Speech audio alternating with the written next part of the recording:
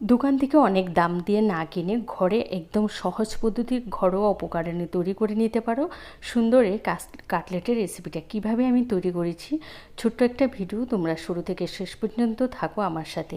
তো প্রথমে আমি দুটো ডিম নিয়েছি, এবার ওর মধ্যে দিয়ে দেব আমি তোমার এখানে ক্যাপসিকাম কুচি, টমেটো কুচি আর কাঁচা লঙ্কা কুচি। ক্যাপসিকামটা যদি তোমাদের কাছে না থাকে সেক্ষেত্রে স্কিপও করতে পারো। তারপরে একদম মিহি করে না গাজর আর বাঁধাকপি গ্রেট করে নিয়েছি। আবার দিয়েছি তোমার পেঁয়াজগুলোকে দিয়ে বেশ ভালো করে এগুলোকে মিশিয়ে একপাশে রেখে এর মধ্যে না এবার আমি কিছু মশলা অ্যাড করব। দিয়েছি প্রথমে একটু নুন, তারপরে দিয়ে দিচ্ছি আমি গোলমরিচের গুঁড়া, তারপরে দেব এখানে চাট মশলাটা কিন্তু অবশ্যই দেওয়ার চেষ্টা করবে। হলুদের গুঁড়া দিয়েছি আর দিয়েছি একটু কাশ্মীরি লঙ্কার গুঁড়া, এতে কালারটা খুব সুন্দর আসে। এবার দিয়েছি ধনেপাতা কুচি। আমি না এখানে চিড়াটাকে আগে ধুয়ে ভিজিয়ে রেখে জল জড়িয়ে রেখেছি, চিড়াটা যেন একদম নরম হয়ে যায় সেটা খেয়াল রাখবে। তো চিড়াটা দেখো একদম নরম হয়ে গেছে। তো এবার ওই যে মিশ্রণটা আছে ডিমের, তার মধ্যে চিড়াটা দিয়ে দিয়েছি। চিড়াটা দিয়ে না এবার হাত দিয়ে বেশ ভালো করে মেখে নেব। তোমাদের যখন চিড়েটা দিয়ে বাইন্ডিংটা যদি তোমাদের ভালো না আসে সেক্ষেত্রে তোমরা না একটু হয় আটা দেবে, না হয় ময়দা, না হয় চালের গুঁড়া, যেটা হাতের কাছে থাকে সামান্য একটু দেবে। তো আমার চিড়েটা দিয়ে খুব সুন্দর একটা বাইন্ডিং চলে এসেছে। এবার এগুলোকে না আমি কাটলেটের আকারে গড়ে নেব। কাটলেট আমরা যেভাবে তৈরি করি ঠিক সেভাবেই। এবার সমস্ত কাটলেটগুলোকে গড়ে আমি 5 মিনিটের জন্য রেস্টে রেখে দিয়েছি। এবার একটা ব্যাটার তৈরি করার জন্য নিয়েছি ময়দা, এর মধ্যে দিয়ে দেব নুন।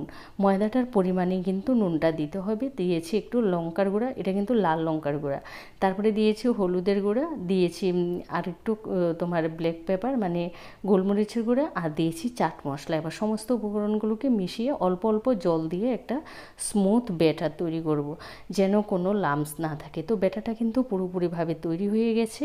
এবার ওই যে কাটলেটগুলো আমি আগে গড়ে রেখেছি সেই কাটলেটটা না আমি এবার ওই ব্যাটারটার মধ্যে দিয়ে তারপরে ব্রেড ক্রাম্বের মধ্যে দিয়ে দেবো।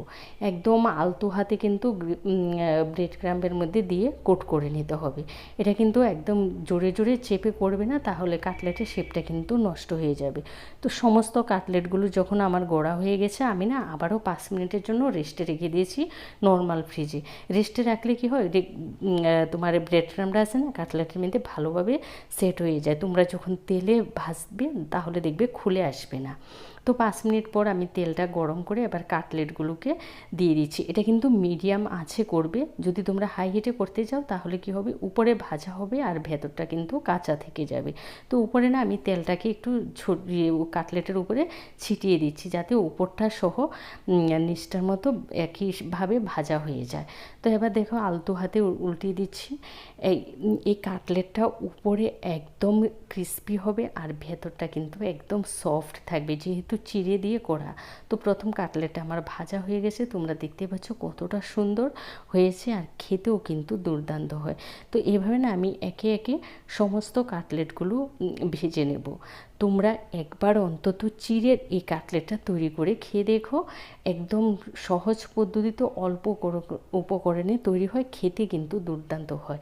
তো যারা নিরামিষ খাও তারা সেক্ষেত্রে কিন্তু ডিম আর পেঁয়াজটা স্কিপ করতে পারো, একই পদ্ধতিতে কিন্তু তৈরি করে নেবে। তো একটা চটপটা মশলা তৈরি করবে। এখানে লঙ্কার গুঁড়া দিয়েছি, চাট মশলা দিয়েছি আর দিয়েছি বিট নুন। সমস্ত উপকরণগুলোকে মিশিয়ে এবার ওই যে কাটলেটের উপরে আমি স্প্রিঙ্কেল করে ছড়িয়ে দেবে। দেখবে আমরা দোকান থেকে যখন কোনো চপ সিঙ্গারা কিনতে যাই উপরে একটু বিট নুন দিয়ে দেয়, কিন্তু তোমরা এই মিক্সারটা করে কৌটোয় করে রেখে দিও। যখনই কোনো ভাজা পোড়া তৈরি করবে এই মিক্সারটা উপরে ছড়িয়ে খেয়ে দেখো, দুর্দান্ত হয়।